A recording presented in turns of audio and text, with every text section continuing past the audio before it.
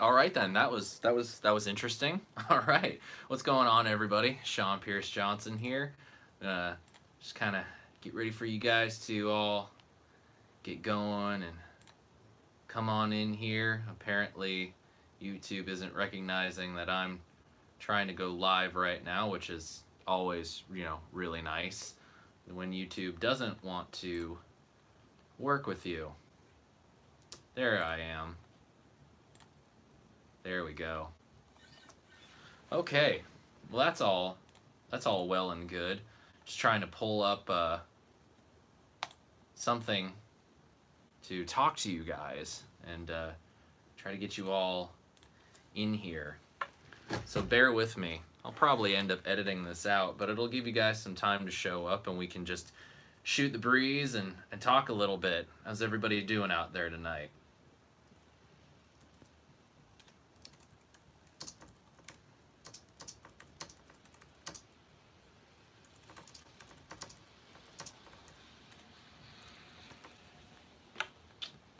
All right, we're getting pretty close on this. So, as the topic kind of says, I wanted to, it's been a while since I've done any of these live things, and it's probably bad that I don't get really much of a chance to promote them either, because that means I don't do these very often and I don't promote them, so yay me. Which means that probably a lot of you are wondering, like, what the heck is going on here? The main purpose of what I want to do here today on this live stream is I want to talk about, the recent incendiary remarks, I guess I could say, made by Adam Levine of Maroon 5, and what that means to rock music. What does it really mean to rock music, especially as someone who is a rock musician? I'm finding that a lot of people commenting on this are, coming at it from an angle that they don't actually really have much of a say in what the future of rock music is and what really is going to be happening. So hence the title. Is rock music really dead? Just 1 second and we will get to that in a bit.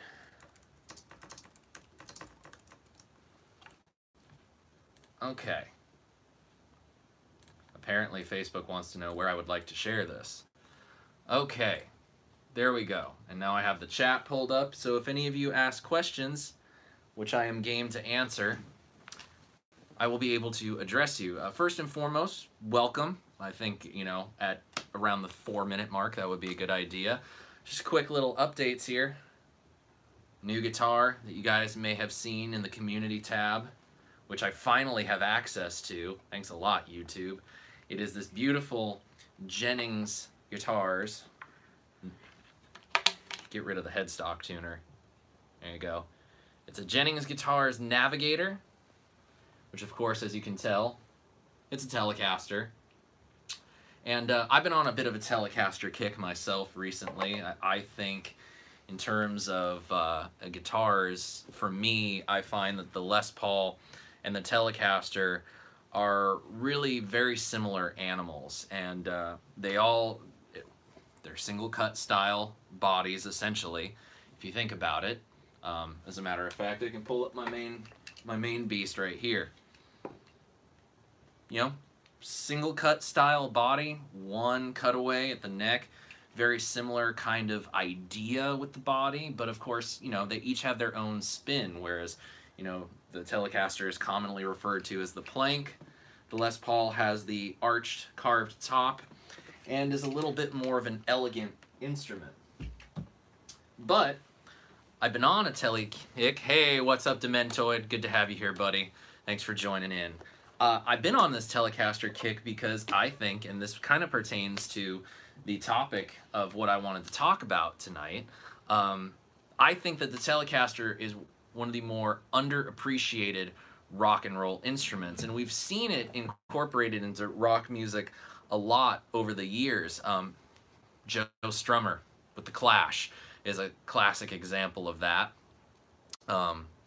You've seen it with Tom Petty, the Heartbreakers, many, many times over the years.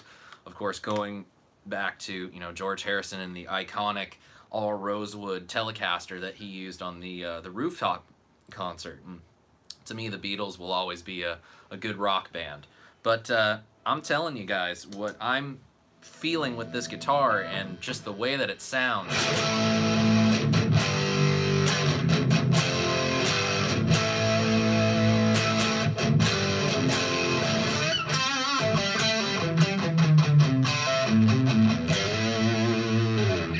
And you're really just hearing what's coming out of my studio monitors right now, which is the Boss Metal Zone Wazacraft in the custom mode. I'm using the Chase Bliss Dark World for a little bit of reverb, and that's in the other room mic'd up is my Boss Katana 50, which you'll be hearing a lot more of in the coming weeks.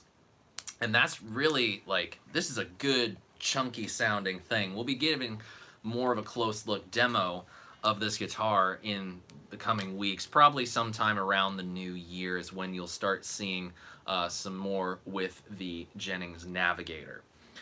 But I think it's a really great rock instrument. I've been writing riffs like crazy with this thing since I got it because it's a really great feeling guitar, and it's nasty sounding. It doesn't sound like, it doesn't have sort of this anemic quality of a Stratocaster that I typically don't like. It's got some grind to it, and it's got a little bit of nastiness to it that I think is really part of what makes rock music great. So on that note, I think it's a good idea that we just get started in talking about what is at hand. What was said, who said what, and what do the comments really mean overall in the grand scheme of rock music. Now, I'll give you guys a little bit of an idea on my pedigree for this. First and foremost, I'm a musician, I'm a guitar player, and rock had my heart pretty much from, you know, the moment I heard some of the classics. I think growing up it was all Beatles and Michael Jackson in my house. You know, my dad was and still is to this day, he's a massive fan of both. So just hearing these overdriven guitars, and especially a moment like Beat It, you know, that's a big deal for a little kid to hear something so really abrasive for a solo within a pop song. Beat It just really was one of those moments for me. Going further into that in my life, I've basically at 12 years old decided I wanted to play guitar. And the song that made me want to play guitar was Voodoo Child by Jimi Hendrix. I turned that age around the turn of the 21st century, so unfortunately I missed a lot of the 90s alternative rock and grunge kind of things that were happening. But that was a period in time that inspired a lot of people to pick up the instrument. You can't deny that. I went to MI, and most of the time I was playing in rock-based groups. I was working in rock contexts. After graduating, and even while I was still in school, I was working with a pop rock group based out of LA. We recorded an EP at 4th Street Recording, and that was my first session work. After that, I worked with a hip-hop producer who was living in the San Fernando Valley, and I would go over to his house and I would inject my rock and roll playing into his hip-hop tracks, and I'd interject, you know, some funk things and some R&B influences, because I got that from guys like Michael Jackson, and I got that from Prince, and I got that from listening to old school Jackson 5. So After that, I started my own band, which of course is Cockeyed Optimist, which you often see me promoting in these videos, and you often see me wearing the merchandise to kind of entice you guys to buy some of that merch, because the money that the t-shirts make, my share goes to support this channel. And we've been a band now, or a project, or a band, however you want to look at it, for several years now, going on close to 10. And it has been a really interesting journey and a very interesting climb to get to where we are, which is not necessarily where we hoped we would be in a 10-year period, but you roll with the punches, as David Lee Roth said, and get to what's real. And we're still doing it, and we enjoy it. And rock has been the realm that we have occupied for the better part of 10 years. So I like to think that I've seen the scene dip and dive throughout my years of wanting to be involved in the music industry, go from a real high point down to the lowest low, to the point where, is there even a rock and roll scene in Southern California anymore? Unfortunately, I would say that it's almost non-existent, but that's a story for another time. So to get to the whole thing that started this was some comments made by Maroon 5's Adam Levine, who I will give the credit and say he's a good performer, he's a decent enough singer, and the dude has made some money, and he's come to be considered one of the premier acts in the music business. But he recently did a interview with Variety magazine, already probably the least rock and roll publication that I could think of in order to have an interview, and probably the least rock and roll person that I could think about. Despite his sleeved tattoos, it does not give him the rock and roll street cred that some might think it would. So I'm just going to read from a website that is kind of paraphrasing this. I'm sure I could go on Variety and find the article, but it is from metalheadzone.com, and here are some of the quotes about what is causing this whole hullabaloo. Imagine Dragons, One Republic, Coldplay, and Maroon 5. There's your category for best group. The Grammys had to change the fucking category because there weren't any bands. Now any featured artist can make it. God damn it, we corner the market. Then you fucked us, Grammys. I really don't know why he felt the need to go on that kind of belligerent statement, but oh well, it's his prerogative. That's how he feels about what I still don't understand. Something unique to this band is we have always looked to hip-hop, R&B, all rhythmic forms of music from back when we were writing our first album to now. This is where it gets really rough. Rock music is nowhere, really. I don't know where it is. If it's around, no one invited me to the party. I'm gonna stop right there and just say, yeah, Adam, no one's inviting you to the party because you're not within the scope of the people who would be throwing said party. He's admitting right there that they have always looked to more rhythmic forms of music, which to me is probably one of the silliest statements that I can think of. Most modern music, and especially going back to anything based around, let's say things that the slaves probably came up with, because let's face it, the blues was birthed out of a lot of hardship from the people brought over from Africa, and their rhythms and their penchant for percussion really birthed a lot of the popular music that we know of today. Blues begat jazz, and blues begat rock and roll. The spirituals that they came up with during those times of oppression, and during those times where they were really, really suffering, those all have rhythm incorporated into them, and it's something that's what makes these types of music very, very primal, and something that really strikes at the core, is because rhythm exists in all forms of music, whether you realize it or not. So already I feel like this is one of those statements like, okay, buddy, come on, let's slow down a little bit here and let's really think about what we're saying. Sure, R&B and hip hop, there's a little bit more emphasis on the rhythm instruments, be it drums or the rhythm section, you know, I guess I'll say. But rhythm is everywhere.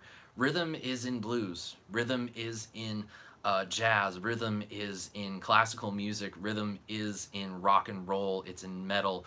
It's in pop. It is in even avant-garde to an extent. It's in world music. It's all over the place. Rhythm is a part of our life, and rhythm is a part of who we are as human beings. So that's one thing that I can say to that comment, is it's just kind of silly to suggest that there are rhythmic forms of music, not music has rhythm, I guess I'll say, unless it's rubato, which is a whole nother thing entirely. He goes on to say, all of the innovation and incredible things happening in music are in hip-hop. It's better than everything else. Hip-hop is weird and avant-garde and flawed and real, and that's why people love it. My goal is to make songs that don't sound dated 10 years later. My main criteria for a song is, can I live with it forever? And if I can't, I just don't have the heart to do it. It's that simple. And those seem to be all the sort of incendiary comments that he has made regarding, well, the sort of death of rock and roll. This idea that rock and roll does not hold influence and does not hold any sort of sway over public consciousness and over what is going to be, what is influential, I guess I could say. And the unfortunate thing about these comments is, I know for a fact that rock music is somewhere. I know because I'm involved in it. I know because I have seen it. I have seen the effect that a rock band put in front of an audience of people who don't normally listen to rock music. I have seen the effect that the music and the songs can have on them. Because one of the things that I really disagree with him on this topic is how he says that everything innovative and incredible is happening in the hip-hop realm. Now, there are hip-hop artists that I really do feel like have a real good hold on pushing boundaries. I think the one hip-hop track that I've heard within the last couple of years that really kind of struck me, and in a way that I didn't realize that it was going to, was Childish Gambino this year with This Is America. It just really kind of hit me watching that video, listening to that song.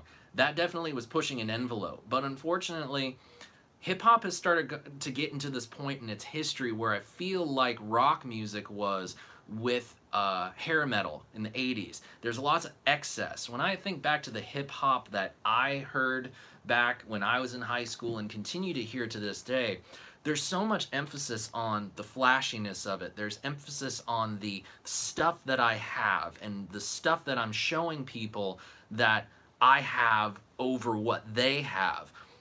And it's that sort of image and that sort of lack of authenticity and realism that I feel drives me away from it.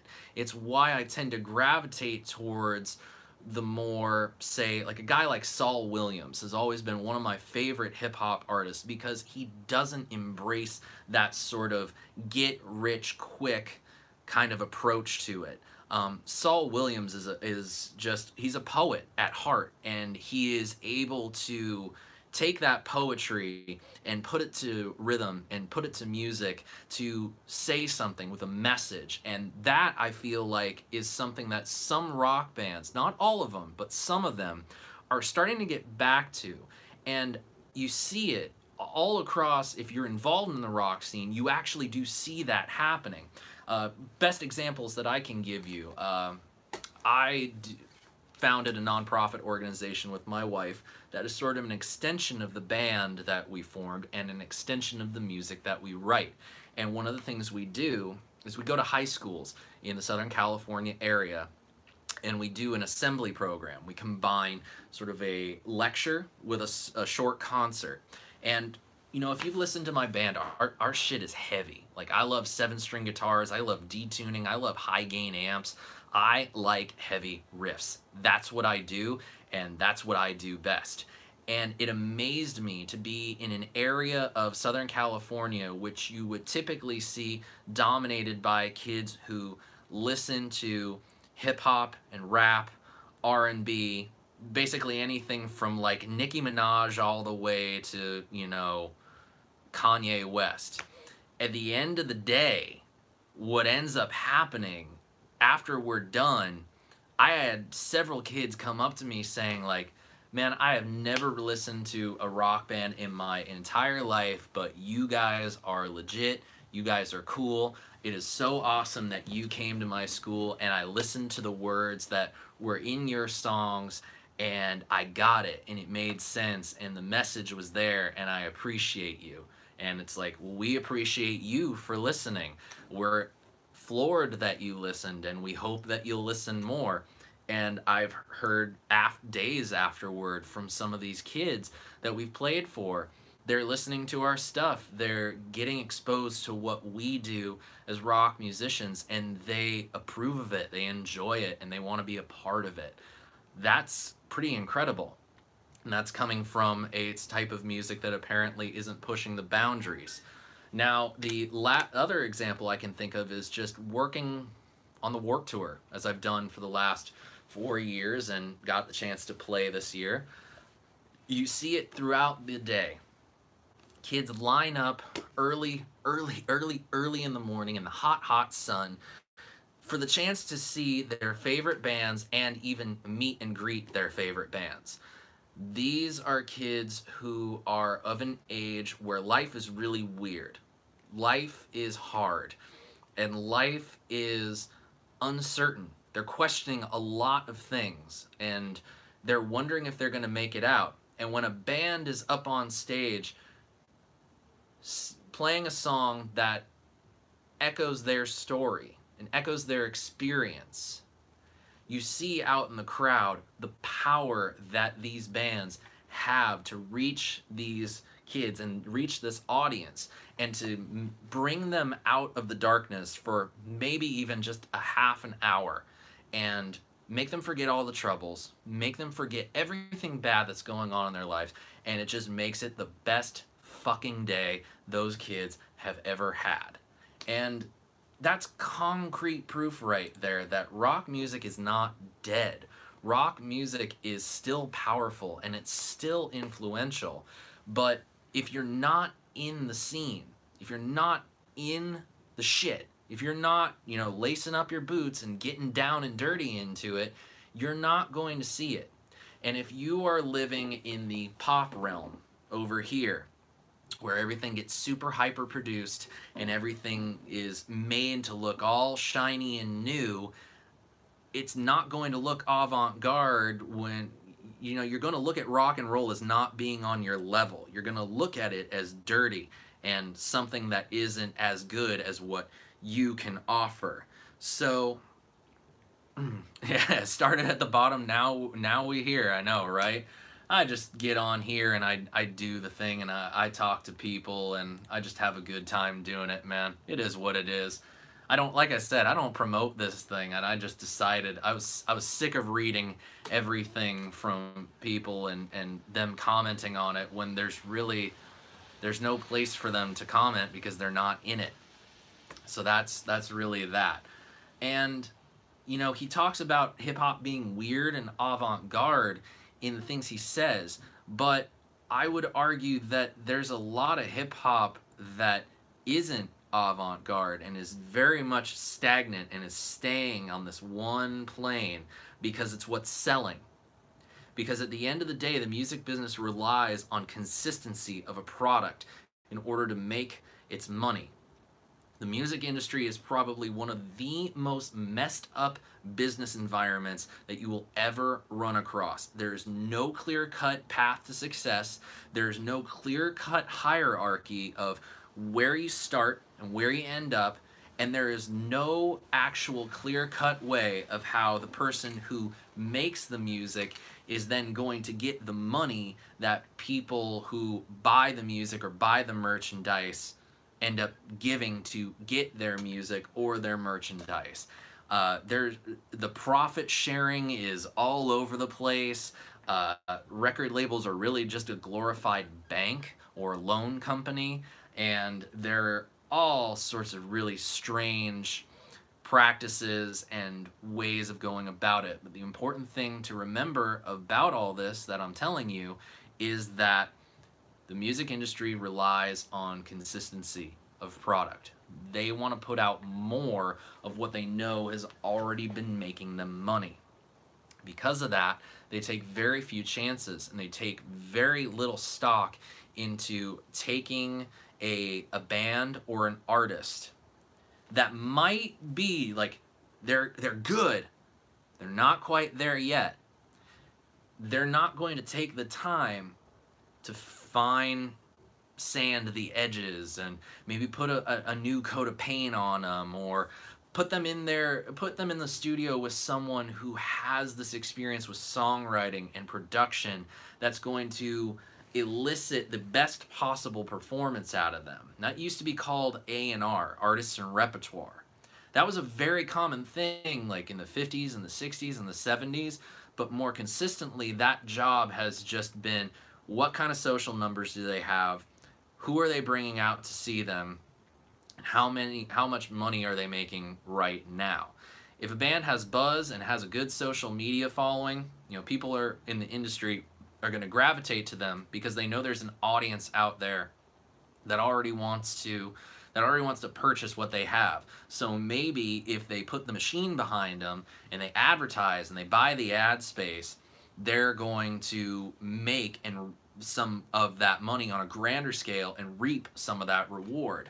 And it's very interesting how they treat rock and roll, because nowadays the industry seems to view rock and roll as more of a niche thing, like they might have treated jazz maybe 30, 40 years ago. Jazz was not the popular music, it was rock, and now it seems hip-hop and rap are the popular music, and rock is sort of in that niche realm. But what I find within the rock realm is that you have the ability to create an audience. People like you out there watching, listening, waiting to see what's coming next. And then over time, that audience grows. Maybe the first album is really rough. It's not as good as it should be. The second one is just a little bit better, or maybe a lot better. And then the third one is a masterpiece. And once that third record comes out, it's like everything has been figured out. And for the rest of that band's career, dude, as long as they are able to consistently produce songs, you don't even need to make a record anymore. You just need to have a band that can write some really killer songs, release them periodically over time, play out every once in a while, and grow a following. The rock band is going to long-term be the best investment over the short-term gain.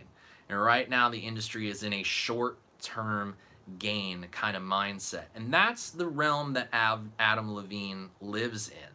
And that's where his comments are very harmful to every rock band out there. And that's why they've kind of incensed me so much, is because there's a lot of irresponsibility coming from people within the music industry, or that are artists and performers or journalists and executives.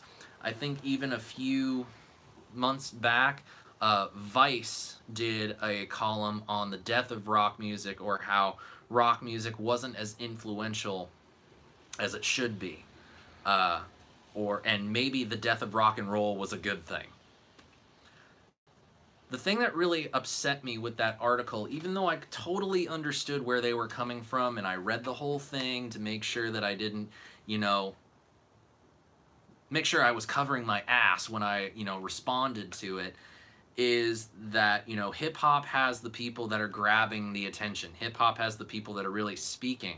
I don't know, man. I haven't run into a hip-hop guy that's really, really speaking my experience.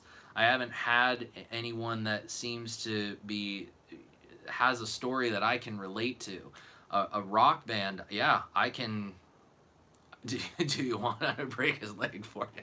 I like that. I just don't have stories being told in my life that I can relate to coming from a hip hop artist. I have that coming from rock bands because we share a similar experience. But it's harmful when you're someone of such stature or a publication of such stature and you are openly saying to someone out there in the world that what they love and what they care about and what they're devoting their whole life to is dead. If I were to walk up to you, if we met out in the street, and I just looked you dead in the eyes and said, hey man, your dad is dead. Just like that. How would you feel? You'd probably be pretty sad if I had to guess. I know I would. I know I'd be very sad about that because it comes out of nowhere. And when you are told by someone that something that you care about is dead, it has this weird mental effect and this weird physical effect on you where you start looking inward and you start thinking to yourself about, am I doing the right thing? Am I like really thinking correctly? Am I doing what I'm supposed to be doing with my life? You start questioning everything. And it's so irresponsible for someone of Adam's stature who is on a national television show in The Voice and is mentoring, big ass air quotations there, young up-and-coming singers to have a career in the music industry, to say something like that. I don't know, I don't watch The Voice, I don't have television. I don't know any of the performers on there. I don't know who is influenced by what. But I know over the years, throughout these myriad musical competition reality shows between The Voice, American Idol, and whatever the hell else is coming, there are people out there influenced by the singers in rock music of yesterday and today. There are bands starting and ending every day. And it's very irresponsible of someone with his kind of exposure, his kind of influence, that's the big word here, influence, to say something like that. It makes no sense. It's kind of like when you guys watch my demos. Let's take into account a recent one with the Chase Bliss Audio Dark World. Now, I think I've established in my demos over the years that I absolutely love Chase Bliss pedals. I think that they have the concepts that speaks the most to me. And they have a product that is so good. And I'll tell you what, man, if I were to tell you guys that the Dark World sucked, which it didn't, it was really good, if I were to say that to you, would you believe me? You might. If you hold my opinion in high enough regard to help you inform your purchase of a pedal or any other piece of musical equipment, which is why I do these videos. I do them to have fun as a guitar player and to help you all out there. I do it for you guys, 95% of it. How would you feel if, you know, you were looking forward to this release and this pedal, and all of a sudden you watch a video that, even though you think it sounds good, then all of a sudden here I come and say, hey, this pedal sucks, don't bother buying it. Then your opinion changes. And then you start thinking, well, maybe it didn't sound as good as it did. You know, maybe he's right. You know, maybe you start thinking the way that I think, not thinking for yourself. And it's terrible to have somebody who has that kind of influence like he does. And I don't have nearly the influence of Adam Levine. Guys, I am seeing your comments and I will address them in just a little bit. Just want to finish the point here. But again, if I have that kind of influence over you guys, you're going to start thinking the way I think rather than thinking for yourselves and forming your own opinions. Now, I give you my opinion as a courtesy to you so that you know how I felt. But I really hope that when you're watching these videos, and I hope that you watch as much of the videos as you can stand, that you are able to form your own opinion of what something sounds like and how good something is. It's that kind of irresponsibility, that kind of belligerent verbal diarrhea, I guess I can say, to say something is dead and that something is nowhere, to discredit something that I have seen firsthand accounts of this having an effect on people and being influential in the lives of many different types of people. That's what I don't understand, and why it pains me to see people at such a point in their career with so much sway and so much influence say the things that they say. A lot of times when I choose to make a comment on something, I think long and hard about it. I first heard of this whole grumbling, sometime at the end of last week. With the way that life was going for me and my family, I chose to keep my mouth shut. It wasn't important. I didn't need to address it now. But over the past few days, I've been hearing so much of the same stuff. People are, either crediting him or discrediting him, but they're doing it in a way that just, as I've said already, you don't have any business commenting on something if you don't have any experience with it. And so finally I just got sick of it. And so I came to you guys. I came to this platform that I've chosen to make my platform, my YouTube channel, to talk to you guys about this, because I think it's important. I think it's important that we understand, especially in this day and age, that our actions and our words have consequences. And it's that kind of statement that I actually liked some old Maroon 5 stuff, that came out back when I was just getting out of high school. That was some good stuff. Lots of great, guitar work by James Valentine, who I've met in person before and is actually a cool dude. And there's some great stuff going on in there. And it's kind of sad to see how, there's not much of that work going on in there anymore. A lot of the guitar groups with guitar in them, they don't seem to be, having so much of an effect anymore. There's an absence of guitar now, even in groups that have a guitar player. And if you were to say, why would you tell some kid that they couldn't do something? Why would you tell somebody that it's not possible? It's not about whether or not rock music is dead or not.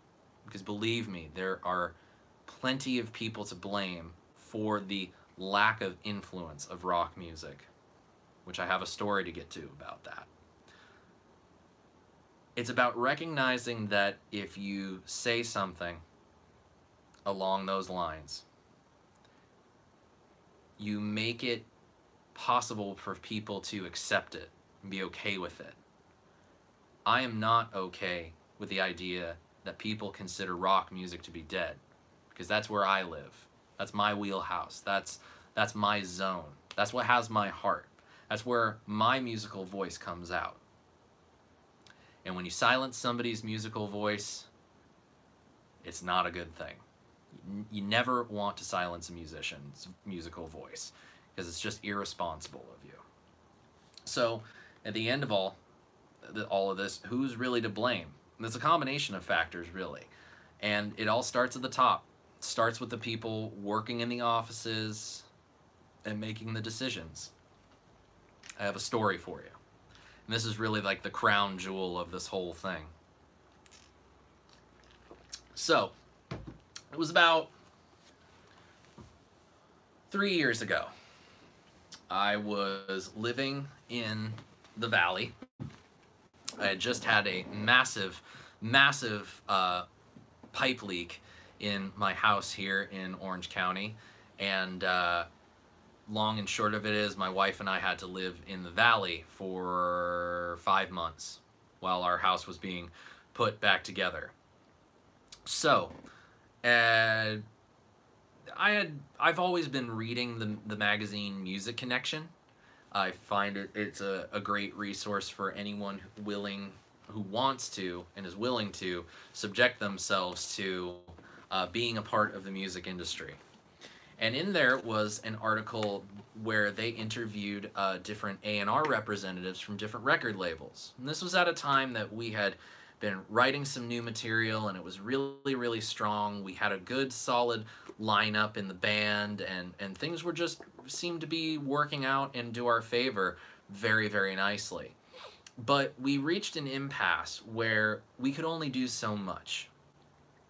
So reading that article, I found the A&R representative from RCA Records, who at the time had probably the biggest rock band in the world, and I think they still do to this day, the Foo Fighters, on their roster. So at the end of the interview, he was asked if anyone is interested in getting in touch with you for representation or consideration, how can they do so? And his answer was, email me. He didn't provide his email address, but he said if they can't find it anywhere on the internet or figure it out, they're not ready for representation. In the words of Barney Stinson, challenge accepted. So I went on an absolute terror. I looked through so many different websites, so many different interviews, and finally, I figured out his email address. I found it, and I was ready to go. And I crafted this nice email which referenced the article, told him all about what we were doing, and how, he issued this challenge, and I did it, and I figured it out, and I was ready. And I was ready to talk, and I wanted to do business, and I felt that as a rock band, now was the time for us to get our foothold into the industry. Fast forward about 2 weeks after I send this email, I get a reply. Surprise, surprise. However, the reply did not come from him. The reply came from his lowly little intern assistant, informing me that we were not what the label was looking for. Now, when I think back to that email, I think, okay, we're not what the label is looking for, but the Foo Fighters are real hot right now. A rock band is real hot right now. So we're not what they're looking for, but what are they looking for? And so I decided, you know what? I've got the intern's email. Seems like he probably will be more apt to reply to my email than the A&R rep. I'll just ask him, what are you guys looking for? Radio silence. Ghosted. Not a single thing after that. So why do I tell you this story? I tell you this story because it's proof positive that this is how the industry sees rock music.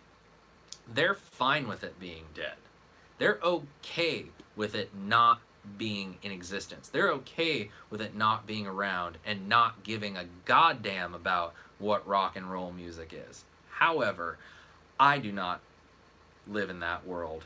I give a damn about rock music. And so that is why over the course of the last year and a half, the band and I have been working hard as dogs to build a new way of reaching you guys out there and getting our music in front of the people that we know are going to love it, that we know are going to like it.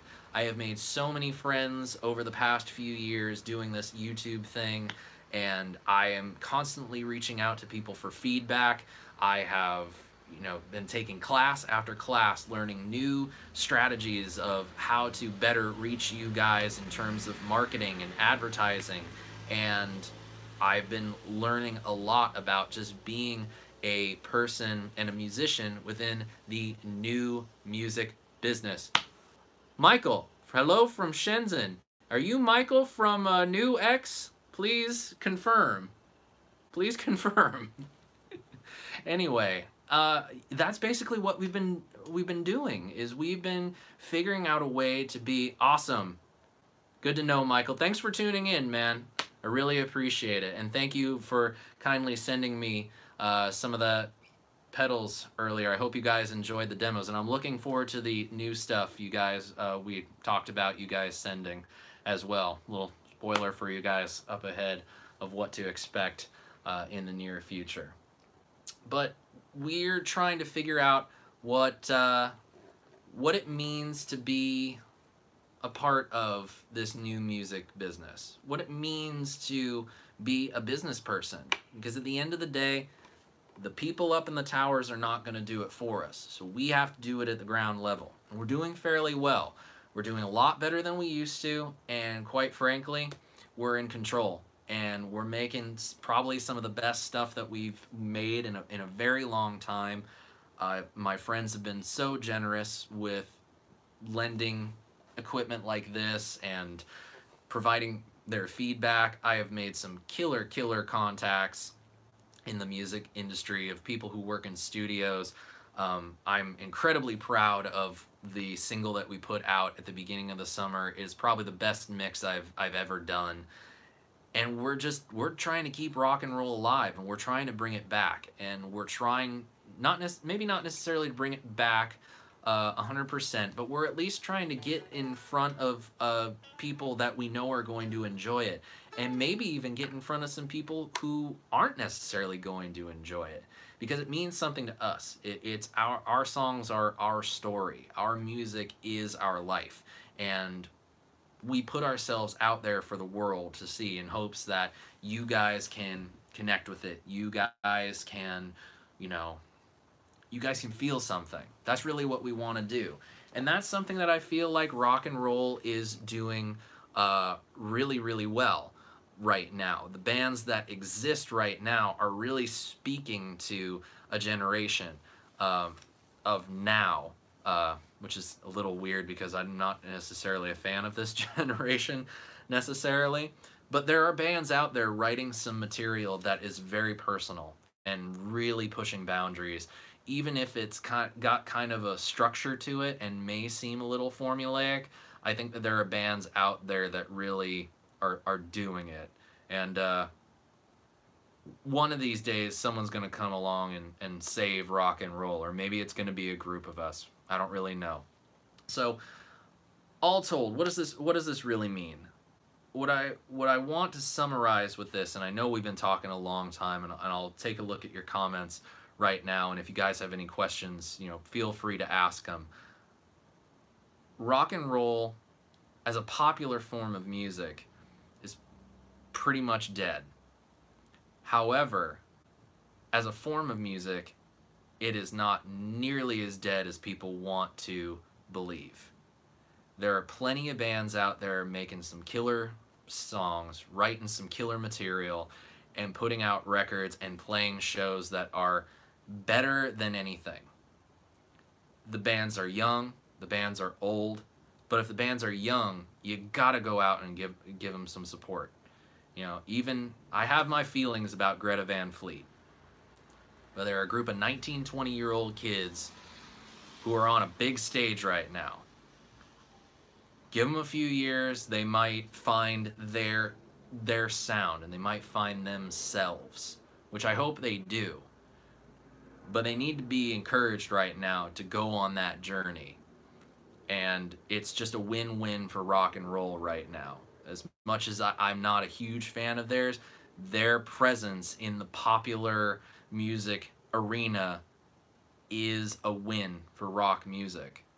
Foo Fighters still being around and being talked about, that's a win for rock music. Hopefully, if Kanye West doesn't win Best Rock Performance at the Grammys this year, because that's a thing, that's a win for rock music. There's always going to be wins for rock music, but we just need to figure out a way as a rock community, which I'm a part of, to increase the numbers so that we can start getting ourselves more strongly placed and cared about, not just amongst the people. There are people out there that care, but it's about getting the people making the decisions to care. And it might have to come down to the point where we all just decide to say, screw you guys, we're taking it all into our own control, and we're going to build the empire the way that we see the empire needs to be built. Maybe a Death Star will be involved. can neither confirm nor deny plans for a Death Star. Anyway, that's the summary of it. It's been a long time. I thank you guys for listening. I would like to just take a moment to read through your comments, see what some of you guys had to say. Thank you all for joining me for this, by the way. We've got a couple comments here from James McGrath. Anytime I hear the word innovative, I now think of The Woven Web by Animals as Leaders or Acroasis by Obscura. And right there, there's an interesting thing that we can talk about and expand upon is Animals as Leaders. Tosin Abasi, an incredibly talented just musician. Like, you listen to this guy play, and it's his knowledge of music in general, and especially as it pertains to the 8 strings of wire and a slab of wood. That guy is just a talented musician and a talented African-American guitarist at that, which you don't see enough of. And I would love, just like we're seeing more popular female guitar players, I would love to see more prominent African-American guitar players playing in genres of music that aren't typically thought to be the urban music genres. Industry term, not my term. Big Daddy Kane for hip-hop and rap. I don't know Big Daddy Kane, but I might take a little look at what you're saying. The money is in playing live, I think. That comes from Dementoid. The money can be in playing live. And my personal experience, the problem with playing live is that the money only comes when you get the gigs that pay. And you don't usually get the gigs that pay until you have a following. But a lot of the gigs that pay, it's this weird vicious cycle at the end of the day. You can't get a gig that pays, so you have to take the bad gigs that don't pay. But nobody comes to the gigs that don't pay. They only come to the gigs that pay. So you can't get the gigs that pay if you don't have the following. But how can you build the following if you can't get anybody to come out to the gigs that don't pay? I confused myself on that one. Anyway. More from James McGrath. I'm killing it, dude. Thank you, James. I appreciate that feedback. Music is stagnating. It feels like it goes in cycles from meritocracy to whatever sells anomics. That's good. I like that. Good on you, James. At least bands like Mastodon have made it while keeping their soul. Yes, indeed, there are a lot of bands out there that have been able to stay in their true form, I guess I can say. And they've been able to make it work. And, you know, maybe it's just that rock music in America isn't really happening, because in a lot of my own research when it comes to the marketing that my band has done, we find a lot of our audience comes from Central and South America, which is very, very interesting. You know, they're still absorbing rock music in a very passionate way. Let's see. Scott Hamilton. What's up, Scott? How you doing? I had a buddy do the voice. There was way more worth networking with the other contestants than mentorship he got. Yep, I absolutely figured that was the case. I highly doubt that anybody who is on The Voice is really getting any sort of actual mentorship from these people. That's personally how I feel about it. So interesting note there, Scott. Thanks for sharing that. Paradox. Rock is far from dead. In fact, when my music, I use a lot of instrumentals with guitars and rock elements, even though it's like hip-hop. And you know what, man? That's totally cool.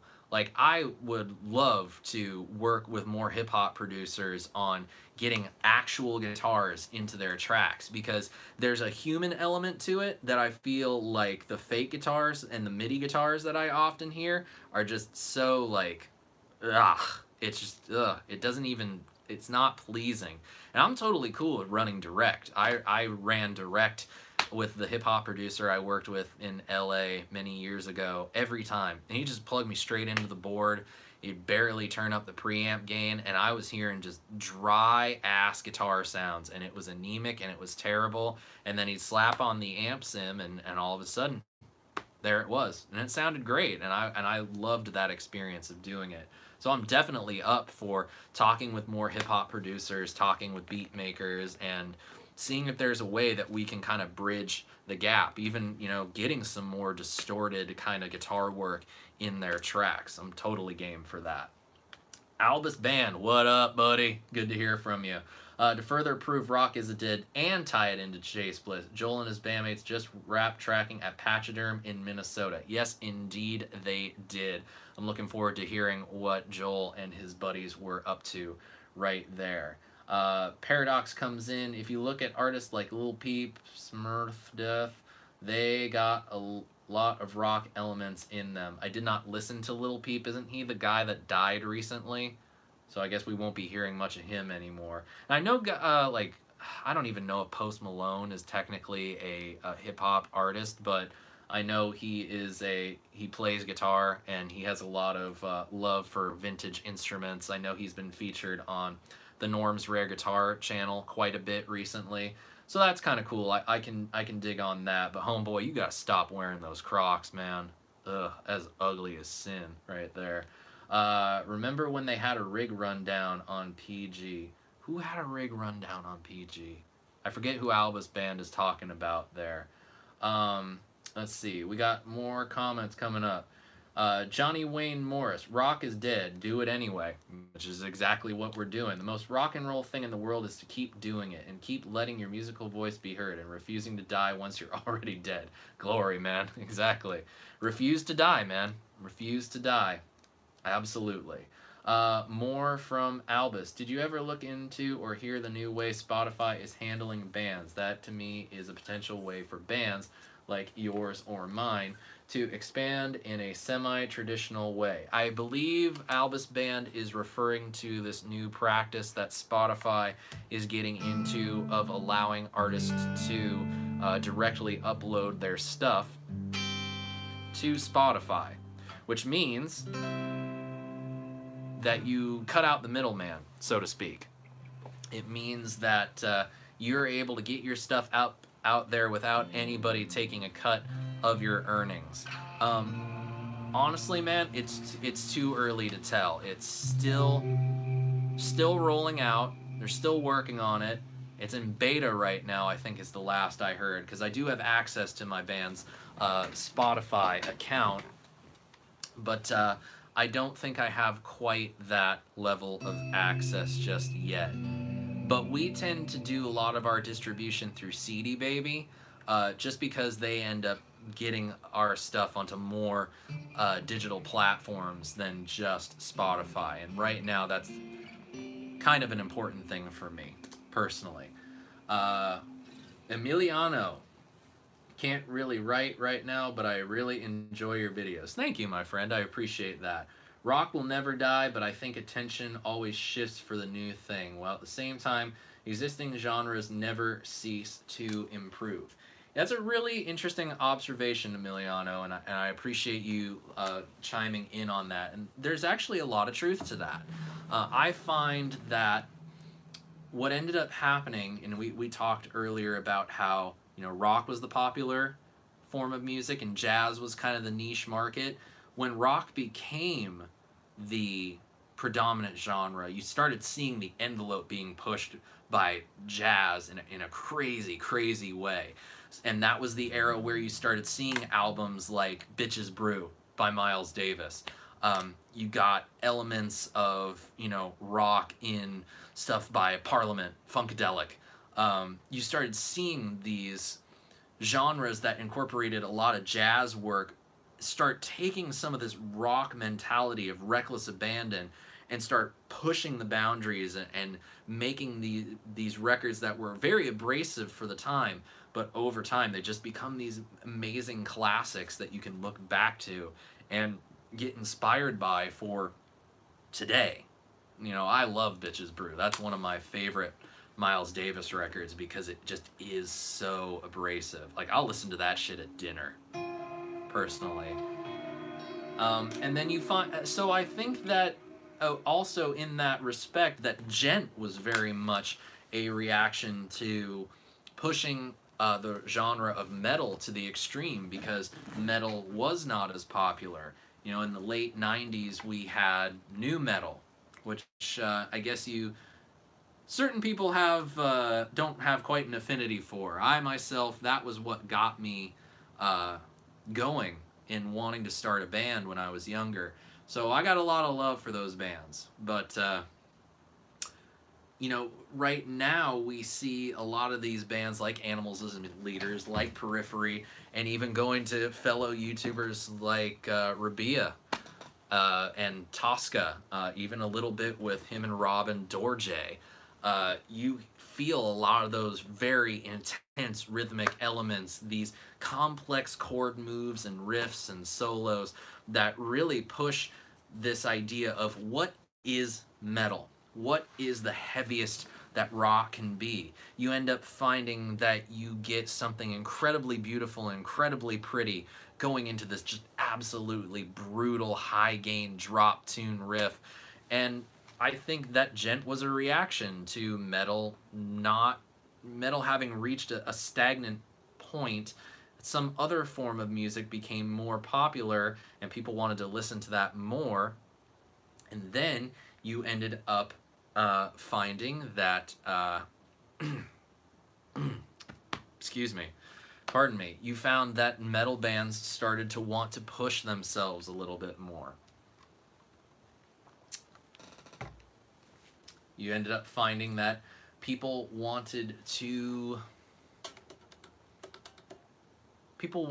see how far they could take things. And that's really what I see in the creation of the fusion genre and in Gent. You know, we do see that in two different styles of music, and one being in the rock realm and one being the jazz realm. So that's really, I mean, it seems like we got all our comments gone through, and I do want to give a little special shout out to Michael from who works for New X. We've been talking about doing some stuff together in the new year. I am looking forward to checking out some of the new gear that New X has been coming out with. If you haven't checked out the demo for the Atlantic and the Solid Studio, I really recommend you guys look into those ones, because those were two of the most surprising demos that I put out this year. As a matter of fact, the Solid Studio is sitting on my computer desk right now, plugged into the Carvin, or the Carvin X1 is plugged into the Solid Studio, and it is become very quickly one of my direct recording solutions and my go-to direct recording solution. Johnny Wayne Morris, one more comment from him. For what it's worth, that first Maroon 5 album is still awesome pop rock. Bro, I am right there with you. There was some great, great stuff on there. Harder to Breathe, that riff is very simple, but it was effective. And that is one of those kind of moments of an artist writing a song and a producer coming together, and it's just simple. Keep it simple, stupid. You know, music is not the Olympics. It really doesn't matter. This Love had some great funk lines in it, and just that one accent riff, the whoa, where James Valentine would play octaves, like with some really hefty kind of fuzz tone on it. Yeah, it was just great. You know, and when you'd see them live, they'd be ripping solos all over the place, and it's like, it's kind of weird that he'd do this weird 180 on us, and you know, because he's playing leads and playing with, I think I saw one early video of them, he was playing through like a dual or triple rectifier or something, probably a dual rectifier was more likely, but yeah, there was some great, great stuff on that first record. That cannot be denied. I do not want to take that away. You know, he's definitely got some talent, but again, it's very irresponsible to comment on things that you have no scope of the scene with which you are commenting on, if that even makes any sense. I don't know. So, it looks like we've reached the end of it. It looks like we have gone through a bunch of your comments. Thank you all so much for joining me for this. I am about to wrap this up because it is very close to dinner time. I am hungry. It has been a long, long day. So again, guys, thank you so much for joining me for this and listening to my spiel. I want to try to do these more often as stuff comes in. We'll talk new gear. We'll talk about some topic every time we get on this thing, and I'll take your questions as they come in, and you know, we'll just have a good time. This is a really easy way for me to talk to you guys directly, and I have a lot of fun doing it, and hopefully you guys had a lot of fun watching it too. So the replay will be up momentarily. Thank you to all of you for joining me live, and if you haven't done so already, I would really love if you would click the subscribe button. Share this please with your friends if you feel like they could use some of my words to kind of help encourage them to keep going. We got to keep rock and roll going. Almost 10 p.m. here. Have a good night. See you later, Dementoid. Thanks for joining me, man. I always appreciate having you. But yeah, if you feel like anybody you know in the rock who loves rock music and needs to hear what I had to say, please do share it with your friends. I would always appreciate any sort of grassroots approach that you and I can take to growing this channel. And hopefully we can get to a point where we can turn the public perception of rock music around and make it, I don't even want to use that phrase. I'm not going to say it. I'm not going to say it. You can just guess what it is. Anyway, new demo coming up on Saturday for this week's Stompbox Saturday is the Mid-Valley Effects Go-To Fuzz, which will have a lot of riffing and a lot of licking. And it is, it's going to be a lot of fun. So we're wrapping up. I'm out, people. Thank you all so much for joining me again. Until next time, I'm Sean Pierce Johnson. I wish you all out there great tone and happy stomping. Cheers from me and my Jennings Navigator. Have a good night, everybody.